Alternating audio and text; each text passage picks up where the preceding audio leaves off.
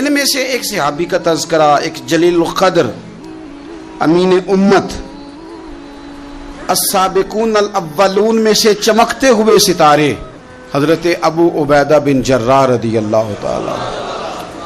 حضرت ابو عبیدہ بن جراح رضی اللہ تعالیٰ عنہ ان قرون اولا کے لوگوں میں سے جنہوں نے بالکل ابتدا میں حضور کے دست اقدس پر کلمہ پڑھ لیا تھا، بالکل شروع میں دار ارقم کے دنوں میں، شاید اس سے بھی قبل۔ حضرت صدیق اکبر رضی اللہ تعالیٰ عنہ کی دعوت پر یہ مسلمان ہو گئے، بالکل شروع کے لوگ ہیں، وہ جو 10 لوگ جنہیں حضور نے جنت کی بشارت دی، عشرہ مبشرہ، ان میں نام ہے حضرت ابو عبیدہ بن جراح کا۔ صحیح بخاری میں حدیث ہے، نبی پاک صلی اللہ تعالی علیہ وسلم نے فرمایا ہر امت کا ایک امین ہوتا ہے، اور فرمایا میری امت کے امین حضرت ابو عبیدہ بن جراح ہیں رضی اللہ تعالیٰ عنہ۔ اہل نجران کے کچھ لوگ آئے، انہوں نے عرض کی حضور کوئی ایک شخص ہمارے ساتھ روانہ کرے، اور بندہ کوئی امانت دار ہو، امین ہو۔ تو حضور مسکرائے، فرمایا میں تمہیں ایسا امانت دار دیتا ہوں کہ وہ اس طرح کا امانت دار ہے جس طرح کا کسی کو امانت دار ہونا چاہیے۔ ختم ہو جاتی ہیں اس سے آگے پیچھے یہ ساری تعریفیں۔ فرمایا اس طرح کے امانت دار کو تمہارے ساتھ بھیجتا ہوں، وہ کون ہے؟ فرمایا حضرت ابو عبیدہ بن جراح۔ اتنے فضائل جس شخص کے ہیں، آپ لوگوں کی کمزوری نہیں، یہ ہماری کمزوری ہے۔ ہم نے چاند ایک صحابہ کے تذکرے کیے، باقی بزرگ ترین شخصیات امت کے سامنے آنے سے وہ اس لیے رہ گئیں کہ ہماری ترجیحات کچھ اور چیزیں تھیں، ہمارے فکر کی جولانیوں میں کچھ اور چیزوں نے جوش زیادہ مارا۔ حضرت ابو عبیدہ بن جراح وہ خوبصورت آدمی ہے کہ ابن ماجہ میں ایک بڑا انوکھا فرمان موجود ہے۔ ابن ماجہ میں حضرت عائشہ صدیقہ رضی اللہ تعالیٰ عنہ سے کسی نے پوچھا کہ نبی پاک صلی اللہ تعالیٰ علیہ وسلم کو سب سے زیادہ محبوب کون ہے، حضور کو سب سے زیادہ پیار کس سے ہے؟ تو فرمایا سادی سی بات ہے، ابو بکر صدیق سے، عمر فاروق سے۔ اس شخص نے کہا نہیں، میں ان کے بعد پوچھنا چاہ رہا تھا۔ تو فرمایا یہ بھی بڑی واضح بات ہے، ان کے بعد میں نے حضور کو جن سے سب سے زیادہ پیار کرتے دیکھا وہ حضرت ابو عبیدہ بن جراح ہیں، سب سے زیادہ میں نے محبت کرتے دیکھا۔ اور مسلم شریف میں یہ حدیث آپ کو ملے گی، حضرت عائشہ صدیقہ فرماتی ہیں اگر حضور خود اپنے فرمان سے خلیفہ بناتے تو اپنے بعد ابو بکر کو بناتے، ان کے بعد حضرت عمر کو بناتے، ان کے بعد بناتے تو ابو عبیدہ بن جراح کو بناتے۔ اتنا بڑا آدمی حضرت ابو عبیدہ بن جراح رضی اللہ تعالیٰ، اتنی بڑی شخصیت۔ اور پتہ ہے آپ کو ان پر صحابہ کا اعتماد کس طرح کا ہے؟ جب حضور علیہ السلام کے وصال ظاہری کے بعد صحابہ بیٹھے نا، میٹنگ ہو رہی تھی خلیفہ بنانے کے لیے، امت کا اجماع ہو رہا تھا حضرت صدیق اکبر پر، تو ایک دوسرے سے نہ پوچھا جا رہا تھا کہ آپ کی نظر میں اگر بیعت کی جائے تو کس کی کی جائے، آپ کی نظر میں بیعت کی جائے تو کس کی کی جائے، آپ کی نظر میں اگر امیر مقرر کیا جائے تو کسے کیا جائے، آپ کی نظر میں خلیفہ کس کو ہونا چاہیے؟ تو امت کا اجماع جناب صدیق اکبر کی طرف تھا۔ تو حضرت صدیق اکبر سے پوچھا گیا آپ بتائیے اگر آپ بیعت کریں گے تو کس کی کریں گے؟ تو حضرت صدیق اکبر نے کہا 2 لوگوں کی، اگر حضرت عمر کو آگے لگاؤ گے تو پھر بھی میں بیعت کر لوں گا، اور اگر ابو عبیدہ بن جراح کو آگے لگاؤ گے تو میں پھر بھی بیعت کر لوں گا۔ میں ان دونوں کی بیعت کرنے کو تیار ہوں۔ یار اتنا بڑا آدمی، کتنی کو کتابیں لکھی جانی چاہیے تھی، کتنے کو دن منانے جانے چاہیے تھے، کتنے کو ان کے نام ہمیں خطبے کرنے چاہیے تھے، کتنے کو تذکار ان ہستیوں کے ہونے چاہیے تھے۔ حضرت عمر فاروق رضی اللہ تعالیٰ عنہ کا وصال ہو رہا ہے، چونکہ جناب ابو عبیدہ بن جراح رضی اللہ تعالیٰ عنہ پہلے وصال فرما گئے تھے، تو جناب عمر فاروق رضی اللہ تعالیٰ عنہ کا وصال ہو رہا ہے۔ کسی نے کہا کسی کو خلیفہ نامزد کر دیں، فرمایا 6 لوگوں کی میں نے کمیٹی بنا لی ہے، کسی کو بنا لینا۔ ہاں اگر آج ابو عبیدہ بن جراح ہوتے تو پھر میں کمیٹی نہ بناتا، پھر میں ان کو امیر بناتا، اور اگر رب مجھ سے پوچھتا کہ عمر کس کو امیر بنا کے آئے ہو تو میں کہتا اے اللہ جسے تیرے نبی کریم نے امین فرمایا تھا۔ انہیں میں امیر بنا آیا ہوں. اتنے بڑی شخصیات، اتنے بڑے نام، اتنا بڑا مرتبہ. اور پھر 2 ہجرتیں کی حضرت ابو عبیدہ نے. حبشہ بھی گئے، مدینہ بھی آئے، ہر جہاد میں شامل ہوئے. اور عشق کے امتحان دینے کی باری آئے تو سب سے پہلے دیے. زرہ کی 2 کڑیاں ٹوٹ کے احد کے میدان میں حضور کے رخساروں میں پیوست ہو گئی تھی. دوڑ کے آئے حضرت ابو عبیدہ اور ایک کڑی اتاری، اپنے دانت سے زور سے کھینچی تو ایک دانت ٹوٹ گیا. پھر دوسری کڑی زور سے نکالی حضور کے رخسار نور سے تو دوسرا دانت ٹوٹ گیا. لیکن حضور کی تکلیف برداشت نہیں کر سکے. عجیب امتحان لیا ان کی محبت نے بھی، عجیب امتحان لیا. اعظم بلا سے اپنی وہ ہستی ہی کیوں نہ ہو، جو چیز اس کی راہ میں حائل ہو پھونک دو. عجیب امتحان لیا. احد کے میدان میں ان کے والد ان کے مقابلے میں آ گئے تھے. یہاں تو مقابلہ ہوتا ہے نا دولت اور دین کا، تو لوگ کمزوری دکھا جاتے ہیں. وطن اور دین کا تو لوگ کمزوری دکھا جاتے ہیں. یہاں تو مقابلہ ہوتا ہے نا ہمارا اپنے نفس کی خواہشات اور دین کا، تو غلبہ کچھ اور چیزیں لے جاتی ہیں، لیکن سامنے باپ ہے اور اس طرف دین ہے، حضور کی محبت ہے، نبی پاک کی غلامی ہے. مقابلہ ہو رہا ہے، قبول کس کو کرنا ہے؟ تو حضرت ابو عبیدہ نے پھر فیصلہ کیا، میدان احد میں تلوار اٹھائی اور باپ کی گردن کاٹ کے پھینک کے لوگوں کو بتایا کہ کائنات میں ہم سب سے بڑھ کے پیار کرتے ہیں تو مدینے والے محبوب سے کرتے ہیں. اتار دی گردن باپ کی. حضرت ابو عبیدہ بن جراح رضی اللہ تعالیٰ عنہ نے اس طرح قربانیاں پیش کی. میدان کے آدمی تھے، میدان میں رہے، ساری زندگی میدان میں رہے، لشکروں کی قیادت کی ساری زندگی. حضرت ابوبکر صدیق رضی اللہ تعالیٰ عنہ نے ان کو جہاد کے لیے بھیج دیا تھا. حضرت عمر کا بڑا اعتماد رہا. دوستی کس سے تھی؟ حضرت معاذ بن جبل سے. گہرے دوست کون تھے؟ حضرت خالد بن ولید. ان لوگوں سے گہری دوستی تھی. سادہ بود و باشت، سادہ کھانا، سادہ اٹھنا بیٹھنا، سادہ مزاج. حضرت عمر فاروق رضی اللہ تعالیٰ عنہ ملک شام گئے، یہ بھی ملک شام میں تھے. جناب عمر فاروق کے مزاج میں جلال تھا. آپ نے کچھ لوگوں کو دیکھا جنہوں نے زرق برق لباس پہن لیے، بڑے بڑے عالی شان بنگلے بنا لیے، بڑے بڑے گھروں میں رہنے لگے. تو حضرت عمر کو اتنا جلال آیا کہ زمین پر اتر کے نا سنگریزے اٹھا کے تو لوگوں کو مارتے تھے. فرماتے تھے اتنی جلدی حضور کی تعلیم بھول گئے اور تم نے اجمیوں کے طریقے اپنا لیے. اتنی تکلیف کے ساتھ حضرت عمر گفتگو کرتے، لیکن حضرت ابو عبیدہ سے ملتے تو فرماتے یار تھوڑی روٹی بھی کھایا کر، کبھی تو بھی کپڑے بدل لیا کر. اتنا فقر، اتنی سادگی. اولین لوگوں میں سے جن کے لیے لوگ مسلمانوں کا امیر المومنین بنانے کی باتیں کر رہے ہیں. حضرت عمر ملنے گئے تو کسی چٹائی کے ٹکڑے کی تہ 2-3 لگا کے گھوڑے پہ اس کو رکھ لیا جاتا تھا سواری کرنے کے لیے تاکہ پسینہ نہ آئے. اسی کو اتار کے نا تو سرانہ بنا کے بیٹھے لیٹے ہوئے زمین پہ. حضرت عمر ملنے گئے تو حضرت عمر فاروق رضی اللہ تعالیٰ عنہ کو بھی اپنے ساتھ زمین پہ بٹھا لیا. تو حضرت عمر فرمانے لگے میں نے تو روٹی کھانی ہے تجھ سے، دوست ہے میرا، کھانا کھلا. تو کہنے لگے کھلاتے ہیں نا، کھلانا کیوں نہیں. یہ بھی لوگ تھے، اسی دھرتی پہ رہتے تھے. ان لوگوں کو نا کسی چیز نے اپنے قبضے میں نہیں لیا.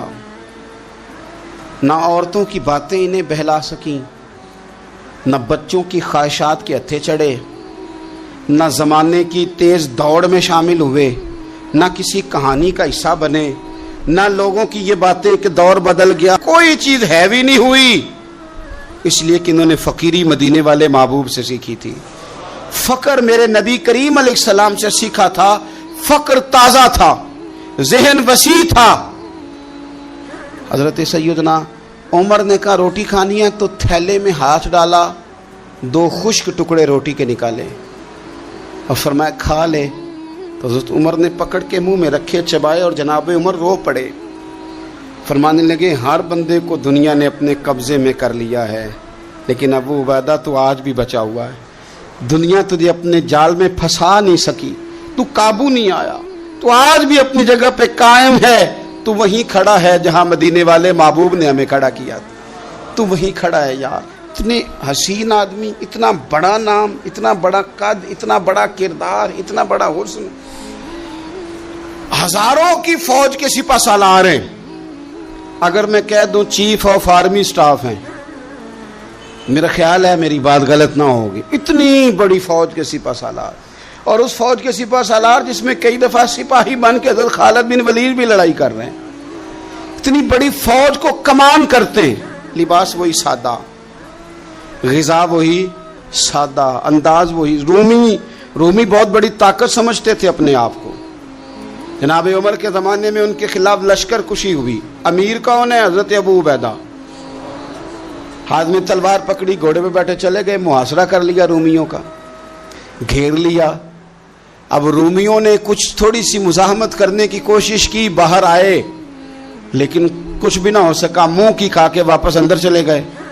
کئی دنوں سے حضرت ابو عبیدہ کی فوج نے محاصرہ کیا ہوا ہے. جب تنگ آ گئے تو پیغام بھیجا کہ ہم صلح کرنا چاہتے ہیں. فرمایا صلح تو مسلمانوں کا پسندیدہ کام ہے, آ جاؤ. نے کہا جی ہم جزیہ دے دیں گے, ہم کسی طریقے مسلمانوں کے اطاعت میں آ جائیں گے, آپ ہم سے بات کریں. فرمایا بھیجو. ان کا سپہ سالار آیا. انہوں نے روب ڈالنے کے لیے نا مسلمانوں پہ سپہ سالار کو بڑے قیمتی کپڑے پہنائے, زرق برق لباس, عالی شان پوشاکیں, 5-7 لوگ ساتھ. یہ لوگوں کا طریقہ ہوتا ہے. وہ پریشر ڈالنے کے لیے لوگ کرائے کا مکان بھی خرید لیتے ہیں, کرائے کی کار بھی حاصل کر لیتے ہیں, لوگوں کے برتن بھی استعمال کر لیتے ہیں, کسی کے گھر سے فرنیچر بھی منگوا لیتے ہیں. تو آپ نے نا وہ زرق برق لباس پہنے ہوئے ان لوگوں کو آتے دیکھا. اب وہ بڑے اپنے انداز میں تو روب ڈالنے کے لیے آئے تھے نا, تو آ کے پوچھا مسلمانوں کے امیر کہاں ہیں لشکر کے؟ تو انہوں نے کہا ادھر ہی تھے, یہیں کہیں ہوں گے. بڑا حیران ہوا کہ ہم تو بڑے لاؤ لشکر کے ساتھ آئے. یاد رکھ لیں روب کپڑوں کا نہیں ہوتا, روب کردار کا ہوتا ہے. پھر پوچھا کہاں ہیں؟ نے کہا جناب وہ سامنے خیمے میں دیکھ لو. وہ خیمے میں گئے تو اتنی بڑی فوج کا سپہ سالار زمین پہ بیٹھے اور اپنے تیر سیدھے کر رہے ہیں. اب وہ بڑے زرق برق لباس میں کہنے لگا ابو عبیدہ بن جراح آپ ہیں؟ فرمایا میں ہی ہوں. کہا ملنا تھا. فرمایا آ جاؤ. کہنے لگا آپ تو زمین پہ بیٹھے ہیں. تو آپ فرمانے لگے ہمارے بزرگ زمین پہ ہی چلتے تھے, زمین پہ ہی بیٹھتے تھے, زمین پہ ہی کھاتے تھے, نیند آتی تھی تو زمین پہ ہی سو جاتے تھے. وہ حیرانگی سے کہنے لگا آپ اتنے بڑے سپہ سالار ہو کے اس طرح رہتے ہیں؟ فرمانے لگے میری ضروریات ساری پوری ہوتی ہیں, پھر بھی کبھی کوئی مشکل بن جائے تو میں تھوڑا سا قرضہ لے لیتا ہوں حضرت معاذ بن جبل سے. ان کو مشکل آ جائے تو مجھ سے لے لیتے ہیں. تو بالکل صحیح گزارا ہو رہا ہے کہ اس طرح کیوں بیٹھے ہیں, یہ کیا بات ہوئی؟ ہمارے ہاں لوگوں کا رونا دھونا نہیں, روز مکان کوئی نہیں تو رو پڑے, بچے کی شادی کرانی ہے تو رو پڑے, او ہو جی کیا بتائیں غریبی بڑی ہے تو رو پڑے. زمین پہ بیٹھے ہیں, زمین پہ بیٹھ کے خشک ٹکڑے کھا رہے ہیں, پر کہہ رہے ہیں بڑے مطمئن ہیں. یار کیا ہوا؟ کوئی ایسا مسئلہ نہیں. اگر کبھی مشکل آ جائے تو میرے دوست ہے حضرت معاذ بن جبل, تھوڑا قرضہ لے لیتا ہوں, ان کو ضرورت پڑے تو مجھ سے لے لیتے ہیں. رومی صلح بھی کر گئے, بات بھی کر گئے, پر جہاں جہاں گئے نا حضرت ابو عبیدہ بن جراح کا فقر بھی بیان کرتے گئے. وہ فقر بھی بیان کرتے. کیا کریں, اب تو بھائی پیروں کی کوٹھیاں بھی دیکھنے کے قابل ہیں. کیا بتائیں آپ. اب تو جو زیادہ فقیری کا درس دیتا ہے نا, اس کی پجاروں دیکھ کے بندہ پریشان بھی ہو جاتا ہے کہ اس پجاروں سے نکل کے اس نے فقر کا درس دیا ہے. اب تو جناب لوگ یہی کہانی آ کے سناتے ہیں, یہی کہانی. یعنی کچھ امیر لوگ ہیں, وہ کئی دفعہ جلسوں کا ٹائم لینے آتے ہیں تو لگتا ہے کہ پیرانے پیر ہے. یہ کہتے ہیں فلانے پیر صاحب بھی میرے پاس آتے ہیں, فلانے بھی آتے ہیں, فلانے بھی آتے ہیں, فلانے بھی. شکر ہے جی اللہ کا, فلانے کو فون کروں تو وہ آ جایا کرتا ہے. میں نے ایک سے کہا, میں نے کہا یار آپ نے لیا کیا, سیکھا کیا؟ آپ تو ابھی بھی وہاں کھڑے ہیں کہ دولت ہی سارا کچھ ہے. کیا لیا آپ نے اتنے پیروں کو بلا کے؟ حاصل کیا کیا, ملا کیا؟ آج بھی اگر وہی کھڑے ہو تو پھر آپ نے فقر سے کیا سیکھا؟ کچھ بھی نہیں. پھر تو آپ نے نا, میں پہلے بھی ایک دن کہا تھا, پھر کہتا ہوں, میں کہتا ہوں ہمیں برانڈ نہ بنایا کرو. خدا را مشہور آدمی سمجھ کے دعوت نہ دو, دین کا خادم سمجھ کے دعوت دو. ایسا کام نہ کرو کہ فلانا بندہ بڑا مشہور ہے تو اس کو دعوت دے لے. کبھی کبھی بڑی تکلیف. میں ابھی تھوڑے دن پہلے بڑے لمبے سفر پہ تھا, صبح میں 8:30 گھر سے نکلا, 8:30, اور میں 2-2:30 بجے وہاں پہنچا. لیکن 10 کیمرے لگے ہوئے, آپ کی کار سے نکلنے کی فوٹو، آپ کی بیٹھنے کی فوٹو، آپ کے آنے کی فوٹو، میرے گھر میں داخل ہونے کی فوٹو، فریزر کے ساتھ فوٹو، اندر والے دروازے کے ساتھ فوٹو. کیا میرا مطلب ہے معاملہ ہے. اب آپ کے سامنے 15 کیمرے چل رہے ہیں، آپ ٹانگ بھی سیدھی نہیں کر سکتے کیونکہ آپ کو بڑا سیٹ ہو کے بیٹھنا ہے، فوٹو ہو رہی ہے. تو کافی ٹائم گزر گیا تو میں نے ان سے کہا کہ یار میں 7-8 گھنٹے مجھے مہربانی کرو ٹانگیں تو سیدھی کر لینے، اس کو ذرا بند کرو کیمرے کو، اور مہربانی کرو ایک پانی کا گلاس ہی دے دو، چائے کا کپ ہی پوچھ لو. ٹھیک ہو گیا سارا کچھ اپنی جگہ پہ. لیکن یہ کچھ مزاج، مطلب ہم نے تو بزرگوں کے پاس بیٹھ کے وقت گزارا ہے. اور میں آپ کو ایمانداری سے کہتا ہوں، میں کسان کا بیٹا ہوں. آج بھی میں بڑے شوق سے، رات میں نے اچار سے روٹی کھائی ہے. گھر والوں نے کہا کہ کچھ بنا دیتے ہیں، میں کہ اچار لے آؤ نہ، پیا ہے نا. اس لیے کہ میں غریب ماں کا بیٹا ہوں. مجھے اچار تسلی دیتا ہے، تشفی دیتا ہے، مجھے سکون دیتا ہے. میں اپنے غریب دوستوں کے اندر بیٹھ کے آج بھی فخر محسوس کرتا ہوں. بڑی کوٹھیاں تکلیف دیتی ہیں، اس لیے کہ میں نے وہ وقت بھی دیکھا ہے کہ جب ہمارے ایک تایا جی تھے تو ان کے گھر کی دیوار گر گئی تھی، تو ابھی ان کو پیسے نہیں مل رہے تھے، تو میرے ابا جی نے کہا ان کے گھر جا کے سو جاؤ. انہوں نے دیوار کے آگے 4 پائیاں لگا کے سونا ہے، کوئی گھر میں نہ آ جائے. تو مطلب یہ کہ آپ مہربانی کریں. یہ دیکھو، یہ میرے نبی پاک کے غلام ہیں، ان کی سادگی دیکھو، ان کی فقیری دیکھو. 2-4 دن پہلے بچوں کا کھانا پکا ہوا تھا، بچے لائن میں نہ، کھانا کافی سارے بچے ہیں تو رات کو لائن میں لگ کے روٹی لیتے ہیں.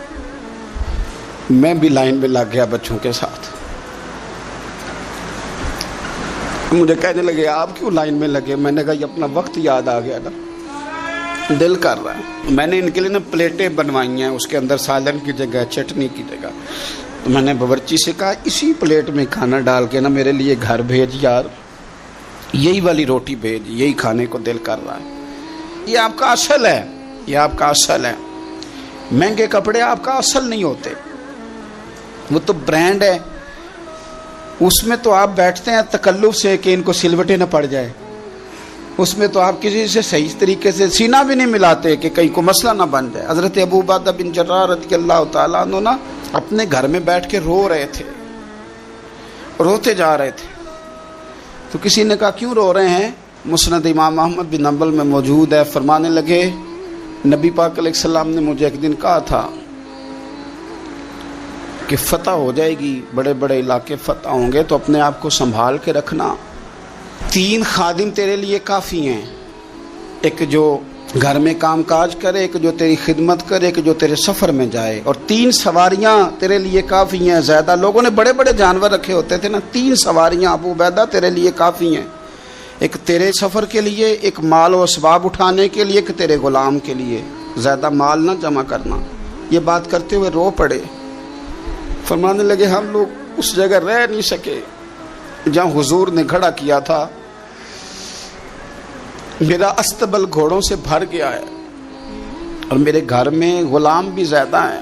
حالانکہ صحابہ کہتے ہیں کہ کچھ ایسا نہیں تھا، لیکن چند چیزیں جو موجود تھی ان پر بھی روتے تھے اور فرماتے تھے نبی پاک صلی اللہ علیہ وسلم نے فرمایا تھا قیامت کے دن میرے زیادہ قریب وہ شخص ہوگا کہ جس طرح میں چھوڑ کے جا رہا ہوں قیامت میں مجھے اسی طرح ملے. فرمانے لگے میں اس طرح نہیں رہ سکا، سوچتا ہوں نبی پاک کو کیا منہ دکھاؤں گا، کیا منہ دکھاؤں گا کریم کو. رو رہے ہیں گھر میں بیٹھ کے، رو رہے ہیں. ملک شام میں نا طاعون کا مرض پھیل گیا. حضرت ابو عبیدہ وہاں تھے. حضرت عمر نے خط لکھا، فرمایا جلدی آ جاؤ، آپ سے مشورہ کرنا ہے. آپ سمجھ گئے کہ عمر نا مجھے یہاں سے نکالنا چاہتے ہیں کہ مجھے مرض نہ لگ جائے. جواب لکھا، کہنے لگے مجھے پتہ ہے جو مشورہ آپ نے کرنا ہے، میں مسلمانوں کو اکیلا چھوڑ کے نہیں آ سکتا، میں لشکر کا سپہ سالار ہوں، کیسے آ جاؤں، میں یہیں رہوں گا. حضرت عمر نے خط لکھا کہ پھر آپ جابیہ کی جانب بھی چلے جائیں، تھوڑے سے وہاں موسم ٹھیک ہے، وہاں تشریف لے گئے. طاعون جب پوری طرح پھیل گیا تو منبر پہ کھڑے ہو کے حضرت ابو عبیدہ بن جراح نے خطبہ دیا. فرمانے لگے اس مرض سے گھبرانا نہ، تم سے بہت پہلے جو صالح لوگ تھے، نیک لوگ تھے، وہ اس مرض کی وجہ سے وصال کر گئے. یہ نیک لوگوں کی موت کا سبب بنا ہے، لوگوں گھبرانا نہ. فرمایا کرتے تھے میں تو دعا کرتا ہوں مجھے بھی خدا کی رحمت سے حصہ ملے. آپ جمعے کی نماز مسجد اقصی میں پڑھنے جا رہے تھے تو رستے میں طاعون کا حملہ ہوا، وصال ہوا طاعون کے مرض سے۔ عشرہ مبشرہ صحابی، امین امت، 58 سال عمر، جنازہ حضرت معاذ ابن جبل نے پڑھایا اور فرمانے لگے لوگوں پتہ ہے تمہیں آج کون گیا ہے؟ آج وہ گئے ہیں جنہیں حضور نے امین امت کہا تھا، آج وہ ہستی اٹھ گئی جنہیں نبی کریم علیہ السلام نے امین امت فرمایا تھا۔ حضرت معاذ ابن جبل نے جنازہ پڑھایا تو کچھ دنوں میں حضرت معاذ ابن جبل بھی طاعون کے مرض سے وصال کر گئے، ان پر بھی یہ حملہ ہوا۔ ملک شام میں حضرت ابو عبیدہ بن جراح کا مزار پر انوار ہے، حضور سے فقر سیکھا، زندگی فقیری میں گزاری۔ ان لوگوں نے کسی مقام پہ بھی اپنے آپ کو حضور کی تعلیمات سے پیچھے نہیں کیا، عظیم لوگ تھے۔ ان کی زندگیوں کو پڑھیں، ان کے اقوال کو سنیں، ان کے ارشادات پر غور کریں، اور بڑے اعلیٰ ظرف تھے۔ حضرت خالد بن ولید گورنر تھے صوبے کے، جناب عمر فاروق نے ان کو معزول کر کے حضرت ابو عبیدہ بن جراح کو تعینات کر دیا۔ ان کو جب تعینات کیا تو ادھر جنگ جاری تھی، تو انہوں نے وہ تعیناتی کا جو رکا تھا وہ جیب میں ڈال لیا، بتایا ہی نہیں، جنگ ہوتی رہی۔ حضرت خالد بن ولید کو کسی اور نے بتایا تو فرمانے لگے بعد میں آپ نے مجھے بتایا کیوں نہیں؟ آپ فرمانے لگے کوئی جلدی تو تھی نہیں، حالانکہ گورنر بنا دیے گئے اور جنگ ہو رہی تھی۔ میں نے کہا چلو بعد میں بتا دیں کہ کوئی مسئلہ نہیں۔ ایک دفعہ حضرت ابو عبیدہ بن جراح کو معزول کر کے حضرت خالد بن ولید کو سپہ سالار بنایا گیا، تو آپ فرمانے لگے سن خالد، جتنی خوشی مجھے اپنے سپہ سالار بننے کی ہوئی تھی اس سے بڑھ کر تیرے بننے کی ہوئی ہے۔ کسی جگہ کسی عہدے کا لالچ نہیں، کسی جگہ کوئی دنیا داری نہیں، فقر، فقیری، درویشی، سادگی، حسن تھا۔ عشرہ مبشرہ لوگوں میں سے تھے۔ اللہ کے حضور دعا ہے مالک کریم سمجھنے کی توفیق عطا فرمائے۔